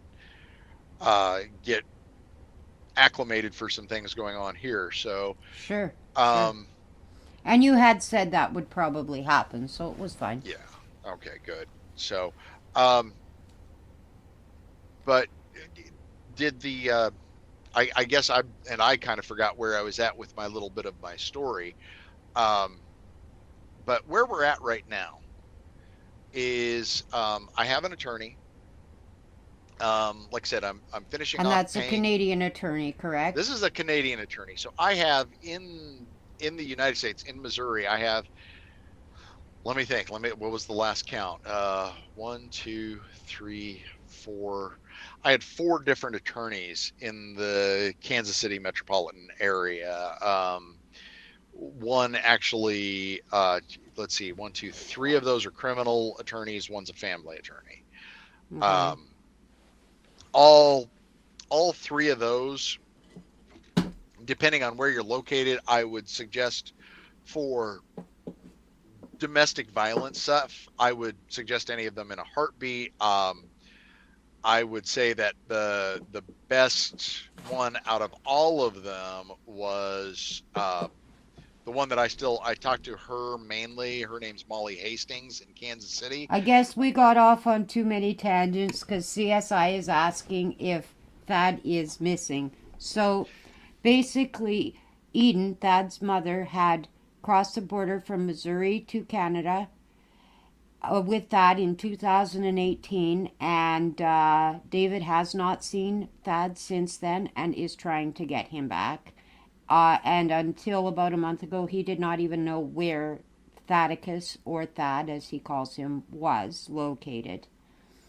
And he just recently found him and is now in the process of going through lawyers. He is 4.5 years old now.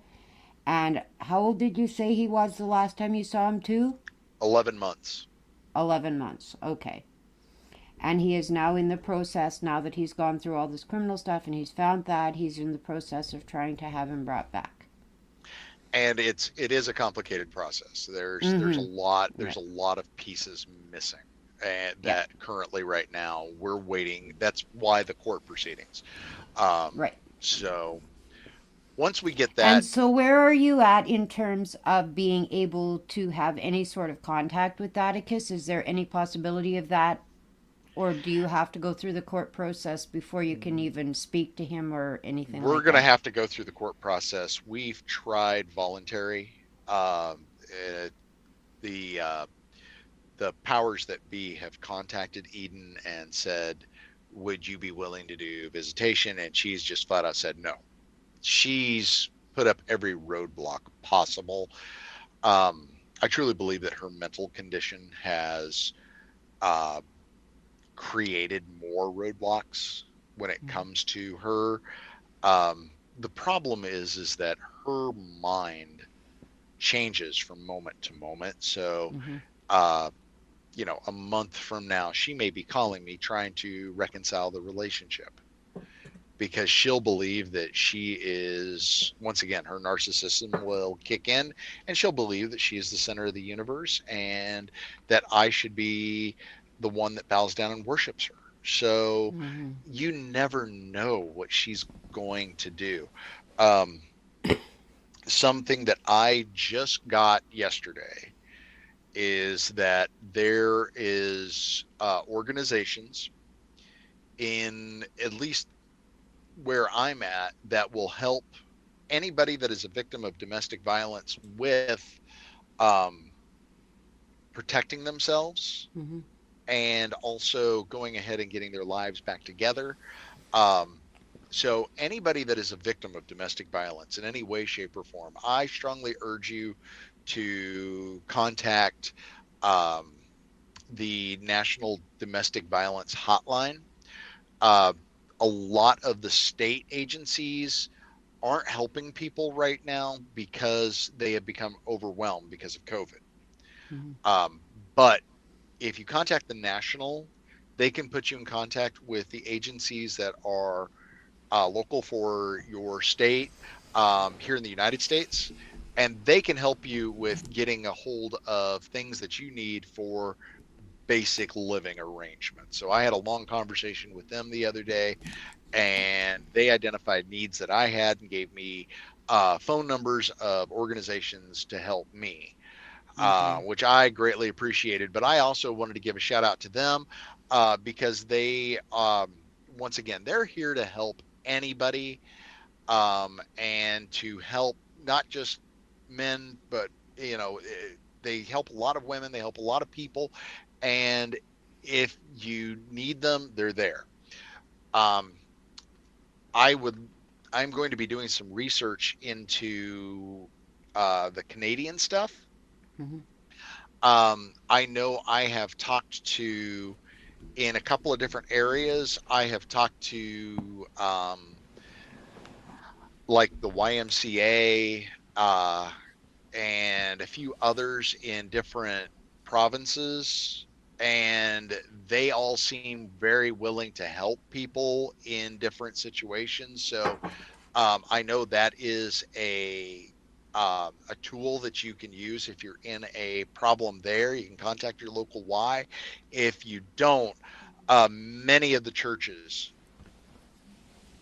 in the area are also uh, very involved in the local community in domestic violence problems. So that's also something that if you're in need of help and guidance, they can often point you in the right direction of what you need. If you're in need of help with getting a child, with housing, with getting out of a parental alienation type of scenario or situation, you can do that, and they can usually help you out. Thank you. That's very helpful. I wish I'd got those links from you before we started.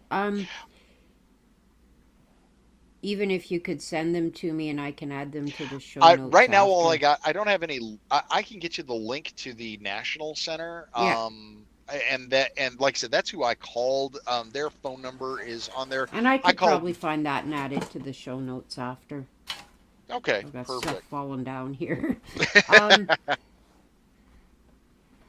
uh, so yeah, that's where you're at now, is that you're in the process of going through the courts. So you have no contact whatsoever with Atticus. Not right Uh, now. That's that. Hopefully that is resolved here within the next month or two. I would like to be able to at least start having like a FaceTime or yeah, something, to start reconnecting with him. And right. because I mean, he's 4.5, Yeah. going on 5. He's got a personality that is formed now, Mm-hmm. and it's still forming. Mm-hmm. I want to make sure he actually has a solid grasp on his personality, because Eden doesn't have one. Because she doesn't have one that's her own, I'm afraid that he might be grasping for straws. But the other thing is that he now has a little sister as well.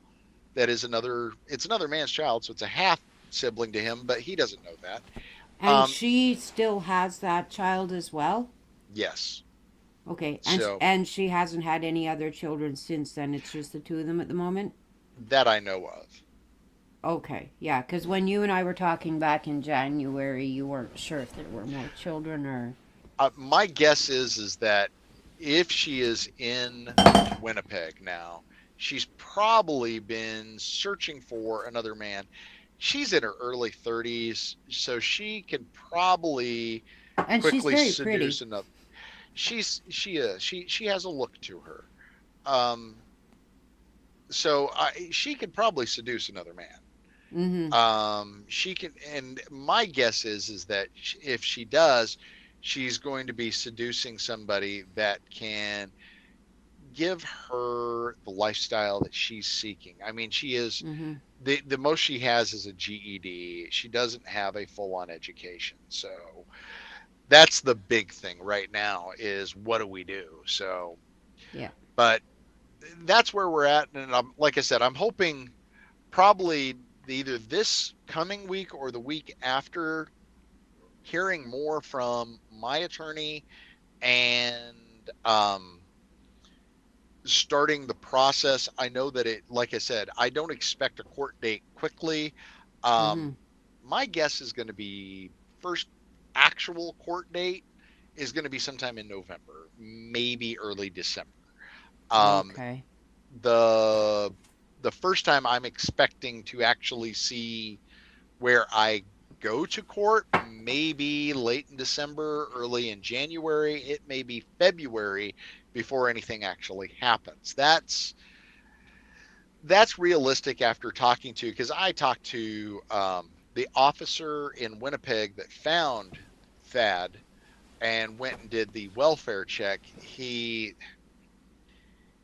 seems to be a little bit hesitant to do anything. I asked if I could send, packages that he could deliver, and he's like, he refuses to do that. I said, do you know of an intermediary that could do that? Because I have things that I love Thaddeus to have. that I've purchased for him. And he's, no, I won't do it, won't do it, won't do it. So, okay. Um, I've tried to contact other intermediaries. Nobody will do it. And her attorney has said some things to me that are very concerning. But it goes more back to what you were telling me about the fact that she had gotten on Facebook and other things, and I can't find her on Facebook at all. So I don't know where she is or who, what she might be underneath a different name even. Um, so I go on and I look for her and I can't find her at all. So, and that's fine by me. I'd rather not talk to her, but the one big thing that I would love is pictures, because like I Yeah. said, I have the last pictures I have of my son were when he was about a year and a half old. Yeah, I should have had some pulled up that you had given me, but I forgot to pull them up so I Oh could show no, and them. I mean, like I said, he's 4.5 now, and those were from 3 years ago. Yeah. So I mean, it's he doesn't look like that anymore. It's probably taken a No. huge change. So, but yeah, but that's where we're at right now. So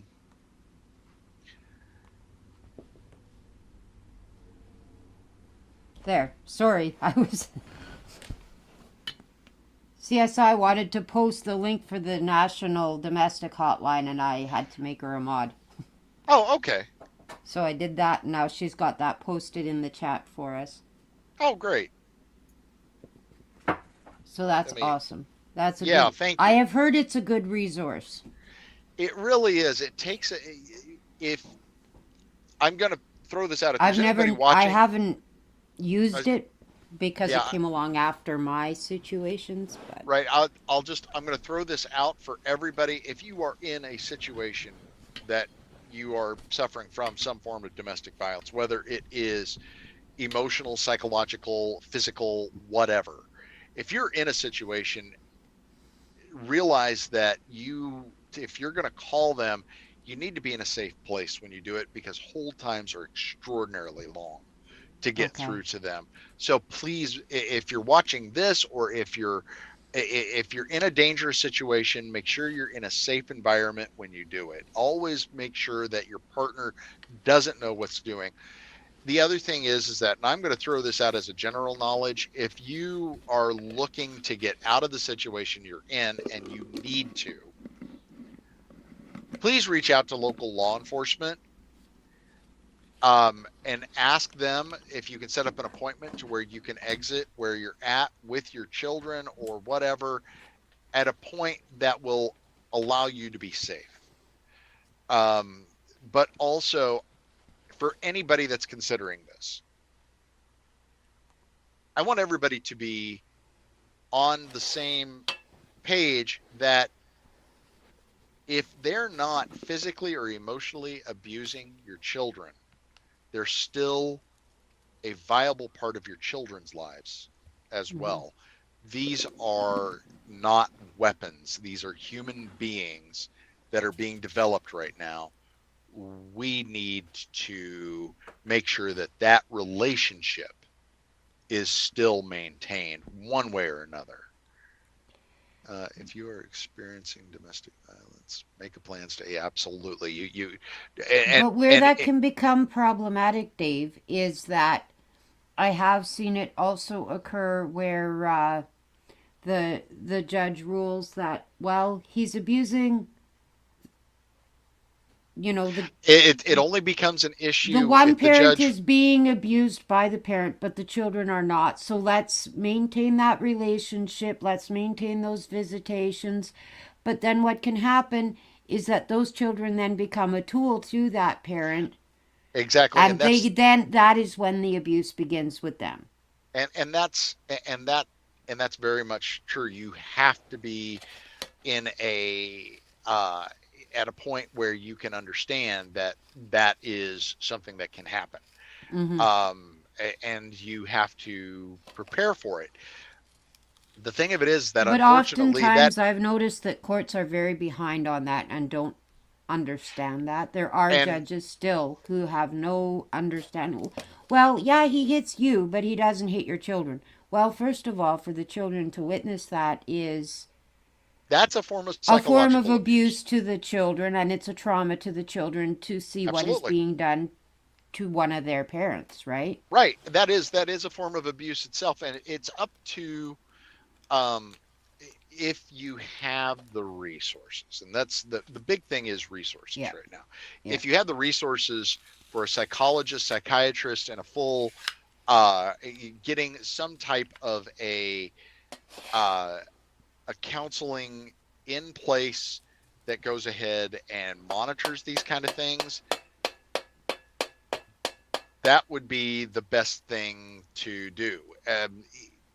Having an ongoing counseling for children for both spouses that is independent of each other, Mm-hmm. that is coordinated through one person. So it's one person doing the counseling, but you have mother, father, and children all separate going in and doing counseling.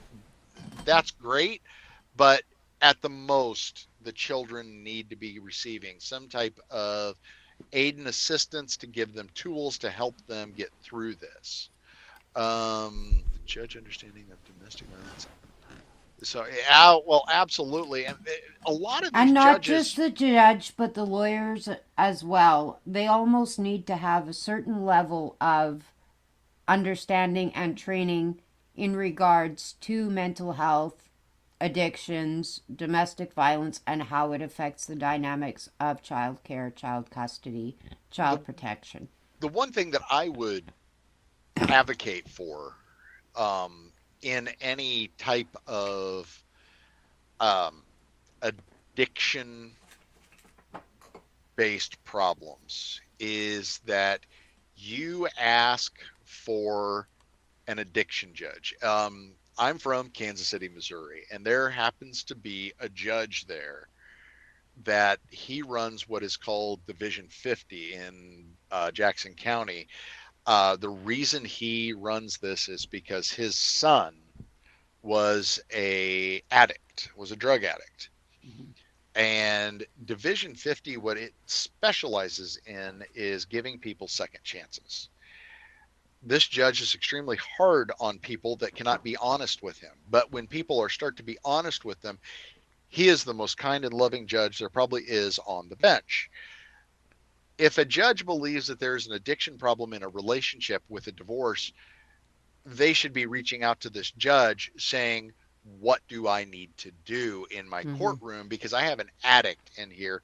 And the judge is probably going to say something along the lines of, has he been arrested? If he says no, then say, then, well, if he gets arrested, we'll get him into my courtroom and I'll figure it out. Until then, be extremely stern with him. Mhm. These little See, things and like that that brings help up people. another point too that is very important is that instead of dealing with each case on an isolated case by case basis, maybe judges, lawyers, and all these people involved in the family court system should be communicating and working and cooperating together to create the best possible outcome for children. Well, and if you have to do both. If you're wanting the perfect system, you have to do both. You have to not only take each one on a case by case basis, but Yeah. you need to also have a coordinated effort of everybody together on the same page. Mm-hmm. The problem is this, and this is getting back to what TJ and I and you were talking about earlier, is that we need the courts to update themselves into a system where we can do that Yeah. without having everybody on the same page. We don't get done what needs to be done. Mm-hmm. And that's going back to this, what I was talking about. That's what this judge has in his courtroom. He has a social worker there. He has three different attorneys that are prosecuting attorneys on the Mm-hmm. criminal side that work with the social workers and him to come up with plans for people that have a criminal problem, drug or alcohol related, come through, but they believe that they can be repaired, that there is a way around the criminal charge, because these are often first time offenders. They are usually alcoholics, drug addicts, things like that. But it's giving them a release to get a second chance on their issues. And if there's an issue that come up, because the other thing that he runs is a mental health court. So he deals with people that have PTSD, that have other mental issues, that are low IQ people. So if somebody is considered disabled mentally, Mm-hmm. they go to his court because he's extraordinarily forgiving for problems like that. Because a Mm-hmm. lot of these people, to deal with society, they turn to drugs and alcohol. Yeah. And a lot of people use drugs and alcohol as a crutch to go ahead and get into a position that allows them mentally to be able to function in society.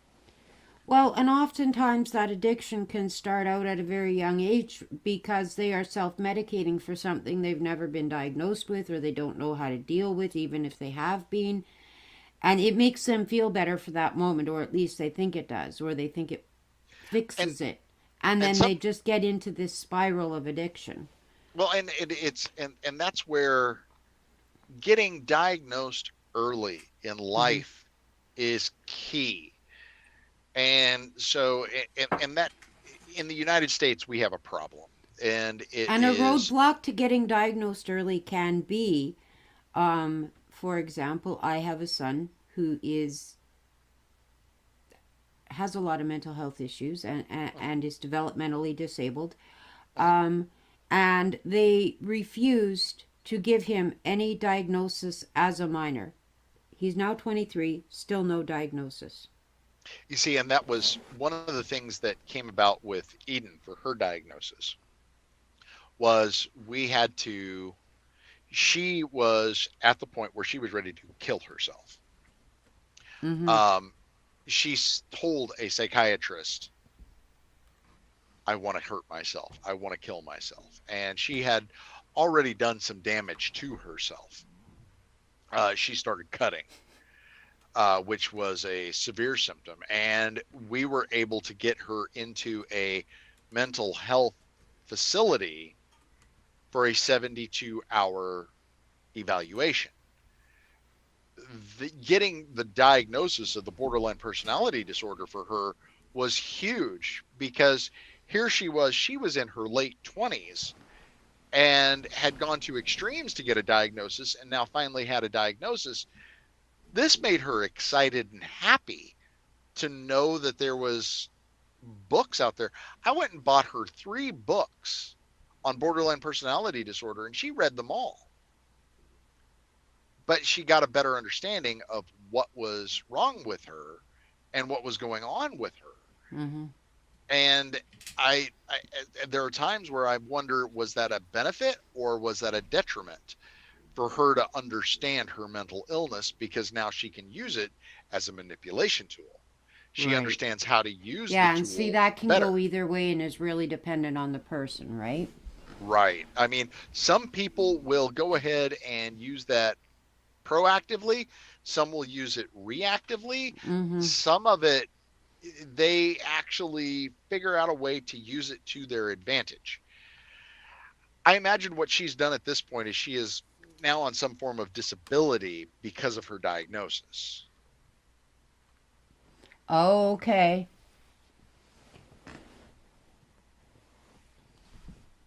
And that is, and CSI, that is true of a lot of people. There are some people that don't. There are some people with BPD that take their diagnosis seriously, and when they start manipulating people, they realize they're manipulating and they stop. I actually know a person that has a diagnosis that she she started saying things that were manipulative, and she stopped herself mid sentence, closed her eyes, looked at me square in the eyes then and said, I'm sorry, I was trying to manipulate you. I Mm-hmm. apologize. Ignore everything I just said. Wow. She under Good for her. she un, she understood what was going on. Yeah. And she is trying to do One better one and moment.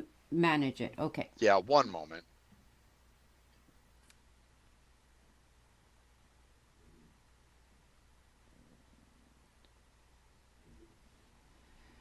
All right, I guess the show is mine. Okay, here he comes. Sorry about that. That's okay. We're actually at 2 hours now. Yay! So yeah, I need to get moving anyway. So, Okay. but thank you, Tanya. I appreciate this. Oh, thank you. We've been trying to do this for quite some time. But things happen when they're meant to, I think. Yeah. So, but yeah, once I get a court date, I will let you all know, Sure. and we can, after the court date, we can do something like this again. Or if you want me to come Absolutely. on another time, just let me know. Absolutely. I'd appreciate that. I've really enjoyed our chat, and I really do wish you all the best in getting Thaddeus back. Thank you. Thank you. You take care. You too. And that is my episode for today. Thank you for joining me, and thank you for listening to Dave's story and to TJ, as broken up as he may have been with his Wi Fi connection. We've all experienced that, and I wish them both all the best. Thank you for joining me today, and have a great day.